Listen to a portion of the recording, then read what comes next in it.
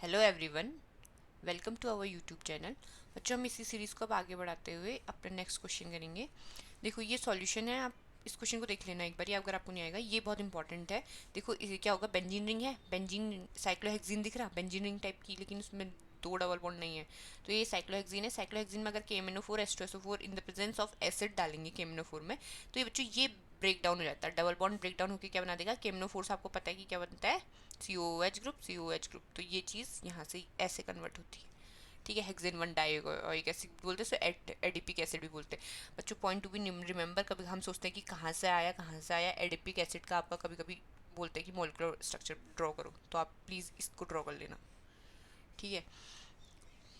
उसके बाद देखो बच्चों, ये क्या होता है, इसके बाद आप ये सॉल्यूशन दिए हुए हैं, ये कर लेते हैं एक बारी। So how each of the following compound can be converted to benzoic acid. Benzoic acid को कैसे कन्वर्ट करा जा सकता है इन सबको। ठीक है, बेंजोइक एसिड क्या होता है, फॉर्मूला बेंजोइक एसिड का, बेंजीन रिंग के ऊपर COH ग्रुप।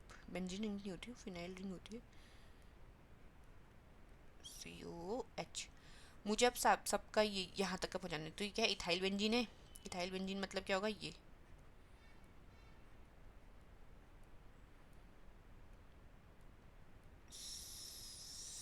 CH2CH3। मुझे यहाँ से यहाँ पहुँचना है।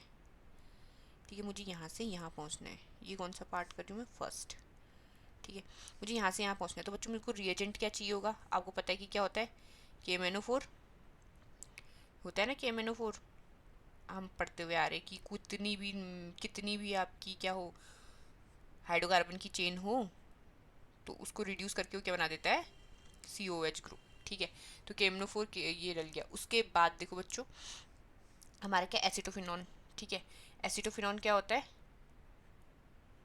ये ऐसे COCH3, COCH3। ठीक है, यही होता है ना एसिटोफिनॉन। अब इससे मुझे यहाँ तक पहुँचना है।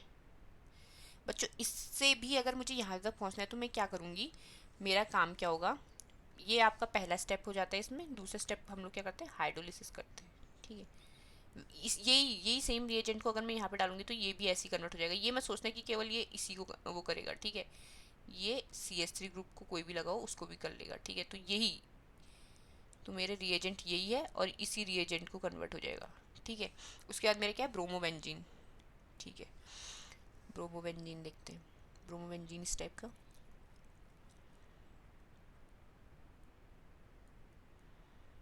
ये रहा ब्रोमोबेंजीन। ठीक है, ये ब्रोमोबेंजीन रहा। ब्रोमोबेंजीन जैसे आपको ब्रोमोबेंजीन कोई भी एल्लाइल मतलब कि आपको दिखे कि यार हेलाइट ग्रुप है, तो सबसे मोस्ट इंपॉर्टेंट आप क्या करोगे, इसको पहले ग्रिग्नार्ड रिएजेंट में कन्वर्ट कर लो, Mg ईथर डाल लो। ठीक है, ईथर की प्रेजेंस में होता है ना ग्रिग्नार्ड रिएजेंट। तो ठीक है, तो ये क्या बन जाएगा, MgBr बन जाएगा। ठीक है, ये हमेशा याद रखना, जैसे मुझे कोई हेलाइट ग्रुप लिखा, मैं सबसे मोस्ट इंपॉर्टेंट है कि मैं उसको किस में कन्वर्ट कर दूँ, ग्रिग्नार्ड रिएजेंट में। ये क्या हो जाएगा, ग्रिग्नार्ड रिएजेंट। ठीक हो गया। उसके बाद क्या करना है इसको, देखो हमने CO2 वाली प्रॉपर्टी पढ़ी थी। ठीक है, हमने CO2 वाली प्रॉपर्टी पढ़ी थी।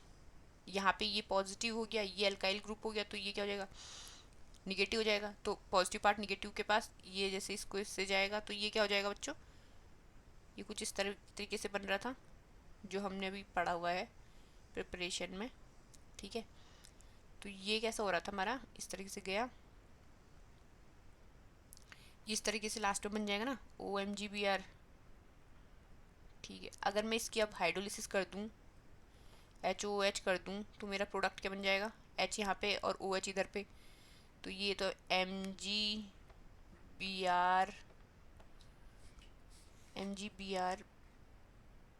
यहाँ पे OH आ जाएगा और यहाँ पे क्या आ जाएगा,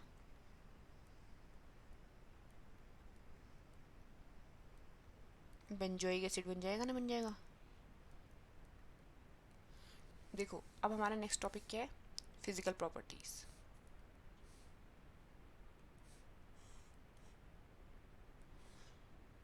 ठीक है बच्चों, फिजिकल प्रॉपर्टीज देखो, फिजिकल प्रॉपर्टीज में होता है क्या है, देखो aliphatic carboxylic acid up to 9 carbon atom are colourless. 9 carbon atom तक का क्या होगा, कलरलेस होगा। ठीक है, कलरलेस होगा और अनप्लीजेंट ऑर्डर होगा, ठीक है। हायर एसिड्स क्या होंगे, जो इससे ज़्यादा हायर एसिड्स होंगे वो क्या होंगे, वैक्स लाइक सॉलिड होंगे, ठीक है। ये तो लिक्विड होंगे रूम टेम्परेचर पे, ठीक है। हायर एसिड्स क्या होंगे, वैक्स लाइक सॉलिड, ठीक है, वो क्या होंगे, वैक्स लाइक सॉलिड। और क्या होंगे, ऑर्डर लेस होंगे, ठीक है, due to their low volatility, उनकी लो वॉलेटिलिटी होने की वजह से क्या हो जाएगा, ऑर्डर लेस होंगे, ठीक है।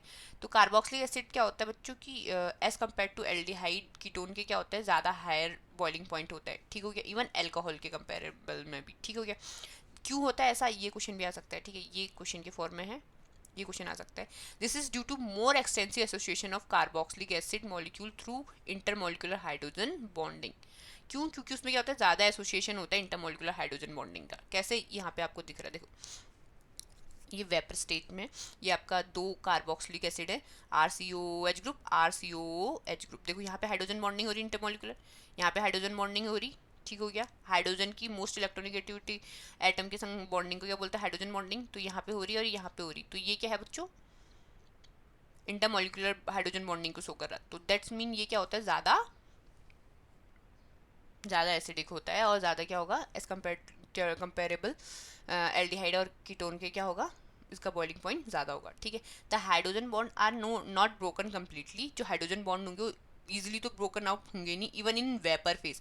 जबकि वेपर फेज में हम लोग क्या कर रहे होते हैं, हीट कर रहे होते हैं, तो इजीली ब्रेक डाउन हो जाना चाहिए। बट यहाँ पे क्या होता है, इंटरमोलिकुलर हाइड्रोजन बॉन्डिंग होने की वजह से इसमें क्या होता है कि ये ब्रोक नहीं होते, ठीक हो गया, कंप्लीटली। इवन ये सोच लो कि वेपर फेज में होने के बावजूद ये कम्प्लीटली ब्रोक नहीं होते, ठीक हो गया। In fact most carboxylic acid exist as dimer in vapour phase, ये डाइमर है बच्चों, ठीक है। डाइमर में वो बॉन्ड बना देते हैं, आपस में जुड़ जाएंगे तो डाइमर फॉर्मेशन हो जाएगी। तो डाइमर फॉर्मेशन हो जाएगी तो ऑब्वियसली ब्रेक होना बहुत टफ है, ठीक हो गया। और इन द अप्रोटिक सॉल्वेंट, ठीक हो गया। और किस में, अप्रोटिक सॉल्वेंट में भी क्या होगा, अप्रोटिक का मतलब होता है जो प्रोटॉन रिलीज नहीं करते सॉल्वेंट, ठीक हो गया। तो उनको क्या बोलेंगे, उसमें भी ये क्या रहेंगे, डाइमर फॉर्म में रहेंगे, ठीक हो गया। अब ये मैं सोचते ना एच सी एल को मैं अप्रोटिक सॉल्वेंट बोल लूँ ना, एच सी एल नहीं, एच सी एल में एच पॉजिटिव है, ठीक हो गया। जैसे कि आप डी एम जी ले लो या फिर कुछ भी ले लो जिसमें आप क्लोरोफॉर्म का सॉल्वेंट ही ले लो, उसमें भी ठीक हो गया। तो वो जो उसमें एच प्रेजेंट होगा उस वो नहीं, जिसमें एच प्रेजेंट नहीं होगा वो सॉल्वेंट, ठीक हो गया।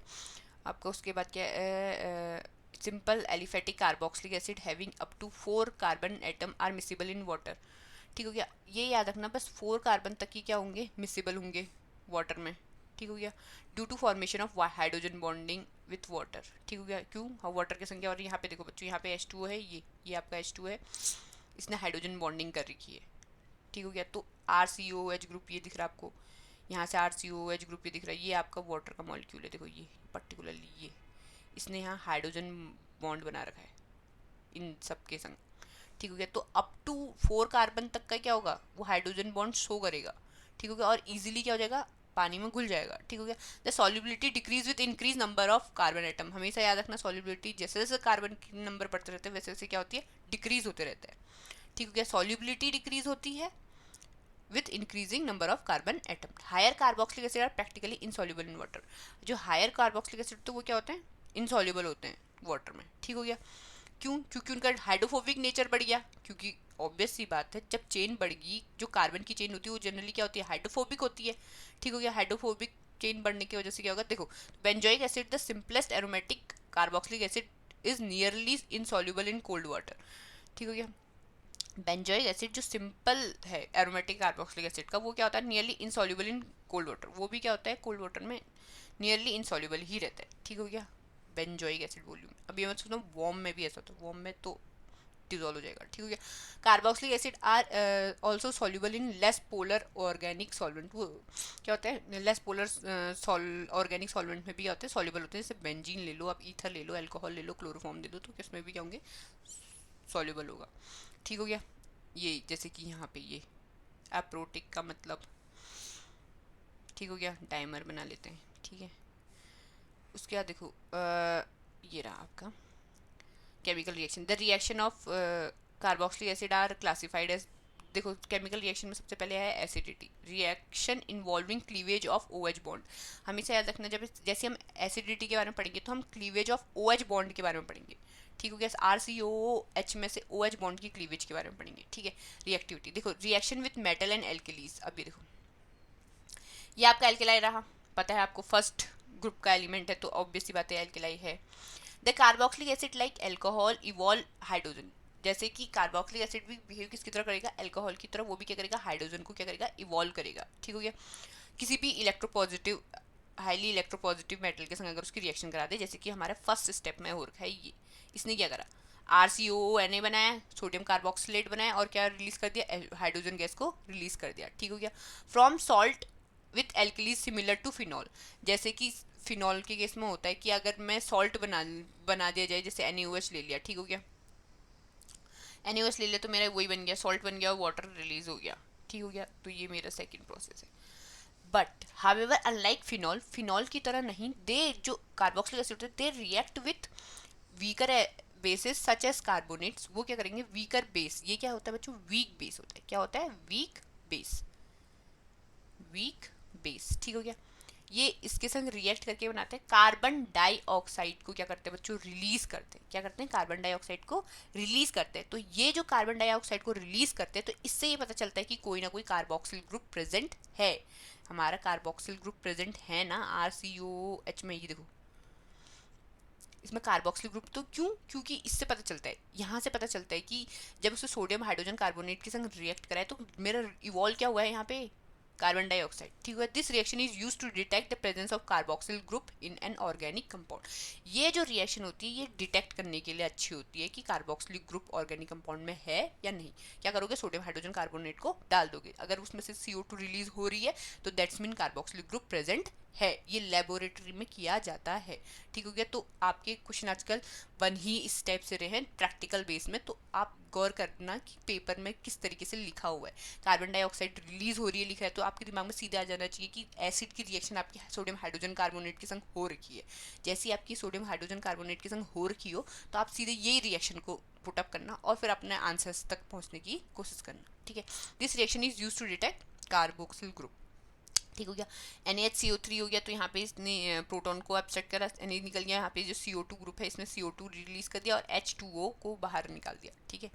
तो बस यही है। उसके बाद देखो, उसके बाद क्या हो रहा है, ये carboxylic acid dissociate in water to give resonance stabilise. देखो जब भी कार्बोक्सिलिक एसिड बच्चों डिसोशिएट होता है किसमें, देखो ये यहाँ पे क्या है, RCOOH है,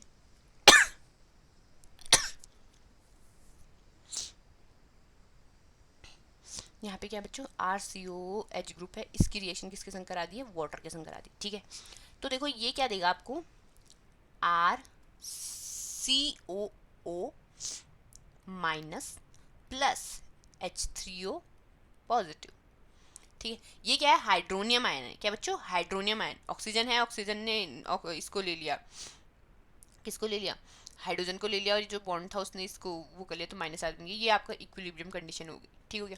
देखो अब क्या है, carboxylic acid dissociate in water to give resonance stabilise carboxylate है। ये जो आयन है वो रेजोनेंस स्टेबलाइज होता है। वो कैसे हुआ, देखो ये है R, आपके वैसे फिगर पे लिखा हुआ है, देखो O माइनस बना, ये माइनस चार्ज यहाँ से बॉन्ड बनाएगा और ये ऐसे जाएगा, तो यही स्ट्रक्चर यहाँ पे प्रोसीड हो रहा है। देखो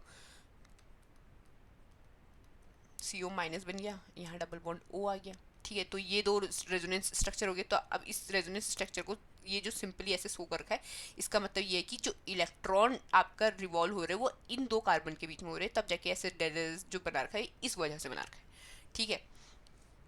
इस वजह से आपका ये बना रखा है, तो ये रेजोनेंस स्टेबलाइज्ड है, ठीक है। रेजोनेंस हो रही है, रेजोनेंस हो रही है, तो रेजोनेंस क्या है, stabilise. Carboxylic acid dissociate in water to give resonance stabilised carboxylate ion and hydronium ion, जैसे कि ये है रिएक्शन, ठीक है। ये पूरी रिएक्शन, ठीक है, ये यही चीज़ लिखा हुआ है, बस इस चीज़ को ब्रेक डाउन करके आपको रेजोनेंस के उसमें दिखा रखा है एनसीईआरटी बुक में, ठीक है। अब हम नेक्स्ट पेज में चलते हैं, ठीक है।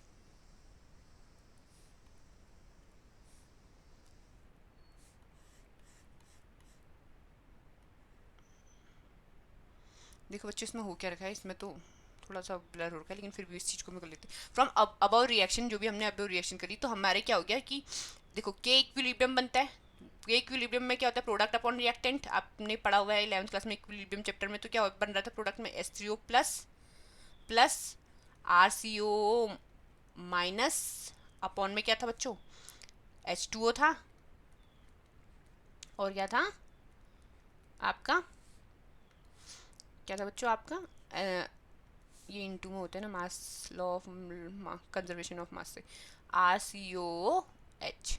ठीक है, तो ये आपका के इक्विलिब्रियम बन गया। ठीक है, के इक्विलिब्रियम कांस्टेंट बोलते हैं इसको, इक्विलिब्रियम कांस्टेंट। ठीक हो गया। अब डिसोसिएशन, एसिड के डिसोसिएशन को शो करना है अगर मैं केवल एसिड की उसको, तो H2O को इधर ले जा लो और यहाँ एसिड को ही रहने दो, तो ये क्या बन जाएगा, dissociation of acid, RCO minus यहाँ पे क्या है RCOH केवल। ठीक है, तो ये क्या है, डिग्री ऑफ डिसोसिएशन। ठीक है, ये रहा। उसके बाद देखो बच्चों, ये क्या है, इसको ये देखो, देखो हम लोग क्या करते हैं, ये बन गया for convenience the strength of, हमें पता लगाना है कि कितना एसिड है। ठीक है, हमें अगर पता लगाना है कि कितना एसिड है, तो हम लोग कैसे करेंगे, for convenience the strength of acid is generally indicated by the pKa value. तो बच्चों इससे नहीं कर सकते हम डिसोसिएशन, एसिड का डिसोसिएशन कितना हुआ। हम लोगों के लिए क्या होता है, जनरली जो स्ट्रेंथ अगर हमें मेजर करनी होती है किसी भी एसिड की, तो हम किससे करते हैं, pKa वैल्यू। ये क्या लिखी हुई है, pKa वैल्यू। ठीक है, pKa वैल्यू से दिखते हैं। ठीक हो गया। अब ठीक है, तो जनरली जो एसिड की होती है तो आपको पता है पीके वैल्यू।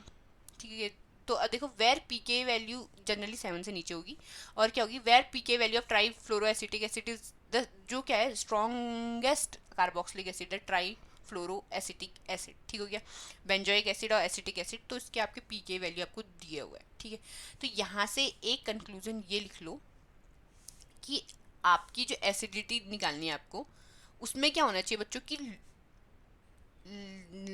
लो वैल्यू होनी चाहिए किसकी, पीके वैल्यू की, तब वो उतना ज़्यादा एसिडिक होगा।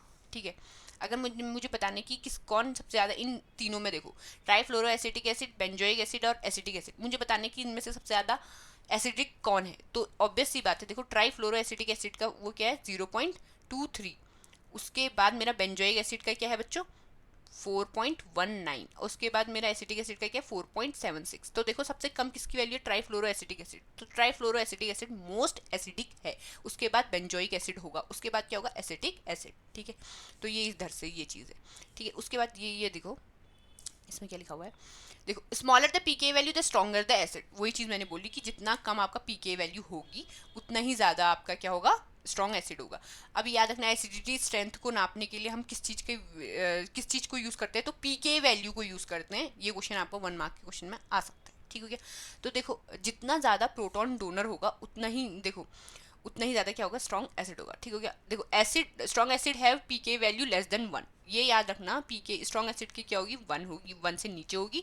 और जो मॉडरेट होंगी उनकी कितनी होगी, 1 to 5 होगी। और जो वीक एसिड कहलाएंगे उनकी क्या होगी, 5 to 15 होगी। जो एक्सट्रीमली वीक होंगी उनकी क्या होगा, 15 से नीचे। तो ये याद रखना, जो पीके वैल्यू होती है जनरली एसिड की 15 से नीचे होगी।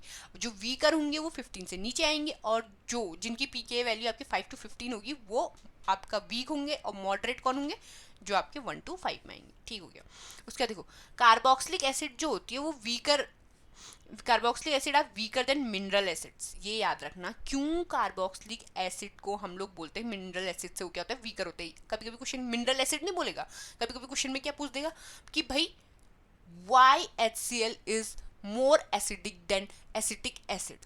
ठीक है, मैंने क्या बोला बच्चों, कार्बोक्सिलिक एसिड एसिटिक एसिड हो गया, CH3COOH को आप क्या बोलते हो, एसिटिक एसिड। मिनरल एसिड क्या है, HCl। क्यों, क्योंकि जो मिनरल एसिड होते हैं वो जनरली इनऑर्गेनिक एसिड है। क्या इनऑर्गेनिक एसिड में क्या होता है, प्रोटॉन को देते हैं। जब प्रोटॉन को देगा, प्रोटॉन देने वाली प्रोबेबिलिटी उसकी सबसे ज़्यादा है, तो as compare to carboxylic acid की वो क्या होगा, ज़्यादा एसिडिक होगा। पॉइंट टू बी नोटेड, आप लिख लो कहीं पर कि जो मिनरल एसिड होते हैं वो एज कम्पेरेटिवली कार्बोक्सिलिक एसिड के ज़्यादा एसिडिक होते हैं। देखो ये पॉइंट आप याद रखना, इवन दो आप वो भी कर लेना, but they are stronger acid than alcohol. But जो कार्बोक्सिलिक एसिड होते हैं वो स्ट्रॉन्गर एसिड होते हैं alcohol and some many simple phenol से ज़्यादा होते हैं। क्यों? क्योंकि जो पीके वैल्यू होती है इथेनॉल की वो क्या होती है 16 के आसपास होती है, जो फिनॉल की होती है वो 10 होती है। ठीक हो गया। अब ये याद रखना, ये वाला क्वेश्चन आपका मोस्ट रिपीटेड क्वेश्चन भी है और आ भी सकता है। ठीक हो गया। देखो, in fact carboxylic acid are amongst the most acidic organic compound you have studied so far। तुमने बहुत बार पढ़ चुके हो कि स्ट्रॉन्ग बहुत पढ़ा हुआ है कि एसिडिक होता है, एसिडिक होता है। You already know why phenol is are more acidic, क्योंकि आपने पहले चैप्टर में पढ़ लिया है कि जो फिनॉल होता है वो मोर एसिडिक होता है एज कम्पेयर टू एल्कोहल के। आपने ये चीज़ तो पढ़ लिया। लेकिन अब क्वेश्चन आता है कि why carboxylic acid are stronger acid than phenol, why? ठीक हो गया। क्योंकि रेजोनेंस तो आपका फिनॉल भी शो कर रहा है, रेजोनेंस तो आपका कार्बोक्सिलिक एसिड, वाई। तो बच्चों अब यहाँ पे जो वो है ये देखो, यहाँ पे होता क्या है, आपने फिनॉल का रेजोनेटिक स्ट्रक्चर देखो, फिनॉल के रेजोनेटिक स्ट्रक्चर में आपका अल्कोहल वाले चैप्टर पे देखो, तो आपको क्या दिखेगा, जो ओ है और जो आपका सी है, तो ये याद रखना यहाँ पे सी पे माइनस चार्ज हो रहा होता है और यहाँ पे पॉजिटिव चार्ज हो रहा होता है। जबकि कार्बोक्सिलेट आयन पे अभी अभी हमने जस्ट बनाया हुआ है, वहाँ पे क्या होता है आर सी। ठीक हो गया। इसको आर सी ओ माइनस हो रहा था और यहाँ पे डबल बॉन्ड, तो मतलब माइनस चार्ज कहाँ पे रेजोनेट हो रहा है, ऑक्सीजन पे। तो ऑब्वियस सी बात है carbon electropositive electronegative less comparatively oxygen के। तो जो ऑक्सीजन होता है मोस्ट इलेक्ट्रोनेगेटिव, तो निगेटिव चार्ज किसके पास होना चाहिए, ऑक्सीजन के पास होना चाहिए। तो यही रीजन है कि जो फिनॉल का अगर हम रेजोनेटिंग स्ट्रक्चर ड्रॉ करते हैं तो क्या होता क्या है कि जो ऑक्सीजन पे पॉजिटिव चार्ज होता है वो फिनॉल के केस में होता है, लेकिन आपका कार्बोक्सिलिक एसिड में होता है ऑक्सीजन के पास निगेटिव चार्ज होता है। तो इस वजह से क्या होता है, वो ज़्यादा एसिडिक होता है carboxylic acid as compare to phenol. ठीक हो गया। तो वही चीज़ यहाँ पे लिखी हुई है, आप एक बारी देख लो। ठीक है, मैं पढ़ देती हूँ जल्दी जल्दी। The higher acidity of the carboxylic acid as compare to phenol can be understood similarly करेंगे the conjugate base of the carboxylic acid and a carboxylate ion. Conjugate base हमारा कार्बोक्सिलिक एसिड का क्या होता है, C R C O minus. ठीक हो गया। तो ये कार्बोक्सिलेट आयन हो गया, is stabilize by two equivalent resonance structure. अभी हम करते हुए आ रहे कि दो रेजोनेंस स्ट्रक्चर बन रहे थे, मैंने आपको बताया कि दो रेजोनेंस स्ट्रक्चर बन रहे कार्बोक्सिलिक एसिड के। ठीक हो गया। कार्बोक्सिलेट आयन के, सॉरी, क्योंकि वो क्या है, कंजुगेट बेस है कार्बोक्सिलिक एसिड का, पॉइंट टू बी नोटेड। ठीक हो गया। तो उसमें क्या हो रहा है, तो उसमें in which the negative charge is at more electronegative oxygen. जो निगेटिव चार्ज है बच्चों वो किस में है, ऑक्सीजन एटम पे। The conjugate base of the phenol, जो फिनॉक्साइड आयन हम बना रहे थे आपके अल्कोहल वाले चैप्टर पे, तो वहाँ पे जो है, वहाँ पे क्या हो रहा है, जो निगेटिव चार्ज है वो किस पे है, कार्बन पे। ठीक हो गया। और लेकिन उसमें तो पॉजिटिव चार्ज है ऑक्सीजन पे। The conjugate base of phenol of phenoxide ion has non equivalent resonance structure in which the, जिसमें नॉन इक्विवेलेंट रेजोनेंस स्ट्रक्चर है, in which the negative charge phenoxide ion is not as important as it is carboxylate ion. जैसा कि carboxylate ion में important है उसका resonance structure, वैसा ही phenoxide ion में नहीं है। क्योंकि वहाँ पे मैंने वही चीज़ बोली कि जो ऑक्सीजन पे होगा वो पॉजिटिव चार्ज है और जो कार्बन पे है वो निगेटिव चार्ज है, तो इस वजह से वो इतना इंपॉर्टेंसी शो नहीं कर रहा है as compare to carboxylate ion. तो further the negative charge is delocalized over two electronegative oxygen atom in carboxylate. जो डीलोकलाइजेशन हो रहा है इलेक्ट्रॉन का कार्बोक्सिलेट आयन में R C O minus group में, तो उसमें हो क्या रहा है, वो जो निगेटिव चार्ज है वो घूम किसके बीच में रहा है, ऑक्सीजन और ऑक्सीजन के बीच में ही है। ठीक है, दो ऑक्सीजन के बीच में ही घूम रहे। ठीक हो गया। लेकिन in carboxylate where it is less effectively delocalize over one oxygen atom, जबकि क्या है कि वो लेस इफेक्टिव है, डीलोकलाइज होगा कि एक ही के पास है। ठीक हो गया। And less electronegative carbon atom in phenoxide ion, और डीलोकलाइज वहाँ पे किस में हो रहा है, कार्बन एटम पे हो रहा है, निगेटिव चार्ज फिनॉक्साइड आयन पे कहाँ है, निगेटिव। तो इसके कंपेयर में क्या होता है, the carboxyl ion is more stabilize than phenoxide ion, so carboxylic acid are more acidic than phenol. ठीक है, तो आपका ये पूरा का पूरा क्वेश्चन बन सकता है कि why are carboxylic acid is more acidic as compare to phenol. ठीक हो गया। तो तुमने यही देना है कि जो कंजुगेट बेस है आपका कार्बोक्सिलिक एसिड का, carboxylate ion which show two resonance structure and the negative charge represent in oxygen atom. ठीक हो गया। तो जो आपका निगेटिव चार्ज है वो कहाँ पे है, ऑक्सीजन एटम पे। जब वो ऑक्सीजन एटम पे निगेटिव चार्ज है तो इस वजह से, और जो फिनॉक्साइड आयन हम बना रहे हैं उसमें आप चाहो तो दोनों के रेजोनेंस स्ट्रक्चर शो करके भी बता सकते हो, ठीक है। तो ये क्वेश्चन पूरा बन सकता है, तो आप इस चीज़ को इम्पोर्टेंट मार्क करिएगा, ठीक है। अब बच्चों मोस्ट इंपॉर्टेंट, अब यहाँ से जो है ना बहुत क्वेश्चन बनते हैं 1 1 2 2 मार्क के, आपका दिमाग खराब हो जाएगा। अब थोड़ा सा आपकी जो आपने बेसिक 11th क्लास में पढ़ा हुआ है, इंडक्टिव इफेक्ट, मेसोमेरिक इफेक्ट, ये सारी चीज़ों की नॉलेज आपको होना बहुत ज़्यादा ज़रूरी है, ठीक है। अब देखो यहाँ पे क्या है, देखो effect of substituent on acidic acidity of carboxylate acid, ठीक हो गया। अब सब्सटीट्यूएंट का एसिडिटी पर क्या फ़र्क पड़ता है, ठीक हो गया। सब्सटीट्यूएंट मतलब कि अगर आपने COH ग्रुप लिया, उसके संग आपने F जोड़ दिया, उसने Cl जोड़ दिया, अब उसका कैसा पड़ता है, देखो सब्सटीट्यूएंट में affect the stability of conjugate base, क्योंकि सब्सटीट्यूएंट अफेक्ट करता है कंजुगेट बेस को, आपका जो कार्बोक्सिलेट आयन बन रहा है उसको इफेक्ट करेगा ही करेगा।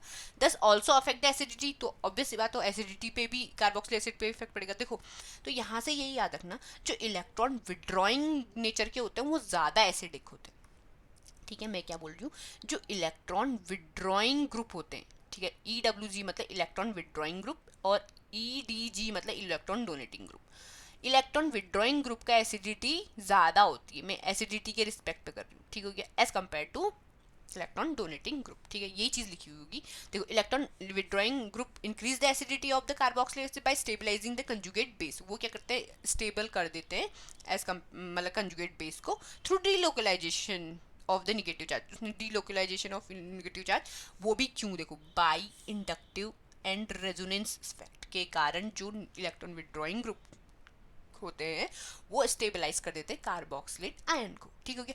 कन्वर्सली जो इलेक्ट्रॉन डोनेटिंग ग्रुप है वो क्या करते हैं, डिक्रीज कर देंगे, क्यों, वो क्या कर देते हैं, बाय डीस्टेबलाइजिंग कंजुगेट बेस, वो कंजुगेट बेस को क्या कर देते हैं, जो कार्बोक्सिलेट आयन बन रहा है उसको क्या कर देते हैं, डीस्टेबलाइज कर देते हैं। The effect of following group in increasing acidity order, ये आपका इंक्रीजिंग एसिडिटी ऑर्डर है, ये याद रखना, बस थोड़ा मोटा मोटा तो आपको याद रखने चाहिए।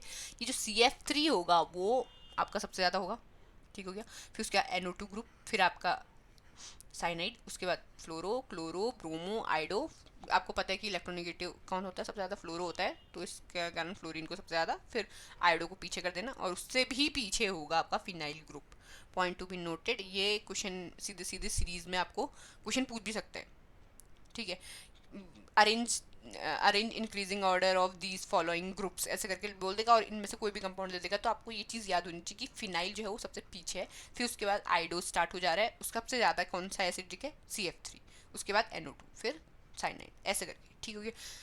Thus the following acid are arranged in order of increasing acidity based on pK value, ठीक है। तो इसी वजह से आपका क्या है, इंक्रीजिंग एसिडिटी pK वैल्यू के हिसाब से रखा हुआ है। तो देखो यहाँ पे CF3 है, ये भी CF3, तो CF3 इसको सबसे ज़्यादा रखा, फिर CCl, फिर देखो यहाँ पे क्लोरीन के नंबर कम हो रहे तो वो कम होते जा रहा, फिर उसके बाद NO2 ग्रुप को, ठीक हो गया। उसके बाद यहाँ पे क्या है, साइनाइड ग्रुप को, ठीक है। तो यहाँ से ये चीज़, ये कंक्लूजन हमारा निकल गया। सबसे बच्चों ये चीज़ याद रखो आप, ये चीज़ बहुत इंपॉर्टेंट है, ठीक है। ये चीज़ आप याद रखोगे तो आपका याद हो जाएगा। ये याद रखना, नंबर ऑफ इससे भी फर्क पड़ेगा, ठीक है। ये F3 है तो यहाँ पे Cl3 भी है, इसको भी ज़्यादा रखा हुआ है as compare to NO2 group, यहाँ पे ये भी देख लो, ठीक है। अगर आपको ये चीज़ भी याद करनी है तो आप ट्रिक से याद कर सकते हो, इसमें कोई दिक्कत नहीं है, ठीक है। इसमें आप ट्रिक कुछ भी बना लो, आपकी मर्जी, आपको जैसे याद होता है तो आप भी कर लो, इसको याद कर लो, लेकिन ये सबसे ईजिएस्ट है कि हाँ इसको याद कर लो, ठीक है। वैसे तो खैर याद हो जाएगा लेकिन फिर भी, ठीक है। तो यहाँ पे यही चीज़ शो कर रखी है, देखो यहाँ इलेक्ट्रॉन विड्रॉइंग ग्रुप है, इलेक्ट्रॉन विड्रॉइंग ग्रुप का मतलब क्या, वो अपने आपको इलेक्ट्रॉन को ले रहे हैं, तो वो यहाँ इस रेजोनेंस स्ट्रक्चर को क्या करेंगे, स्टेबल करेंगे, ठीक है। Electron withdrawing group stabilize the carboxylate ion and strengthens the acid, ठीक है। तो वो स्टेबल कर रहे हैं, ठीक हो गया। और ये तो देने में लगा, देने में लगा, अपने डोनेटिंग पावर को देगा, तो ये कहाँ से स्टेबल होगा, ठीक हो गया। उसके बाद electron donating group destabilise the carboxylate ion and weaken the acid, तो वो क्या कर रहा है, वीक कर देगा एसिड को, ठीक हो गया। उसके बाद हम नेक्स्ट पेज में चलेंगे, ठीक है। उसके बाद बच्चों ये कंटिन्यू कर रखा है कि ये कैसे कैसे हुआ है, ठीक है।